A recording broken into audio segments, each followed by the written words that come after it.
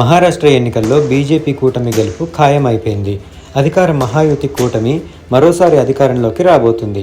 ఆధిక్యాల్లో magic figure అయిన 145ని దాటేసింది.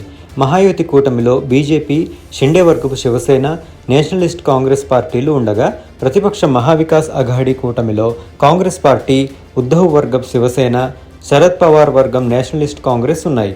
మొత్తం 288 శాసనసభ స్థానాలుండగా మహాయుతి కూటమి 217 స్థానాల్లో ఆధిక్యంలో కొనసాగుతుంది. ప్రతిపక్ష మహావికాస్ ఆఘాడీ కూటమి 55 స్థానాల్లో ముందంజలో ఉంది. ఈ ఫలితాల స్వింగ్ని బట్టి చూస్తే 3 ఏళ్ల క్రితం మహారాష్ట్రలో జరిగిన రాజకీయ సంక్షోభం, శివసేన పార్టీలో చీలిక ఏర్పడిన పరిణామాలు పెద్దగా ప్రభావం చూపనట్టుగానే కనిపిస్తున్నాయి.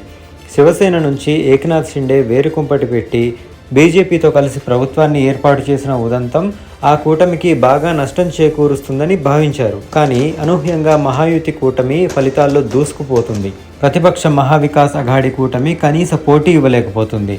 గత లోక్సభ ఎన్నికల్లో మాత్రం బీజేపీకి భారీ ఎదురు దెబ్బ తగిలింది. బీజేపీకి సొంతంగా కేవలం 9 సీట్లే వచ్చాయి. అయితే అసెంబ్లీ ఎన్నికలు వచ్చేసరికి మాత్రం పరిస్థితి పూర్తిగా మారిపోయింది. అసెంబ్లీ ఎన్నికల్లో ఒక్క బీజేపీనే మ్యాజిక్ ఫిగర్ దాటి ఫలితాలు సాధిస్తోంది. సరైన అభ్యర్థుల ఎంపిక, గ్రౌండ్ లెవెల్లో శ్రేణుల కృషి, ఆర్ఎస్ఎస్ మద్దతు కారణంగా బీజేపీ అద్భుతమైన విజయాన్ని సాధిస్తున్నట్టుగా పరిశీలకులు చెప్తున్నారు.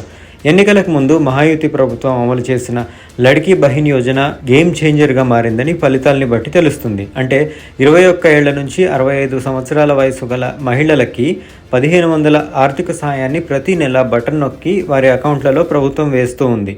దీనికి ఉమెన్ ఓటర్స్ బాగా అట్రాక్ట్ అయినట్టుగా చెప్తున్నారు.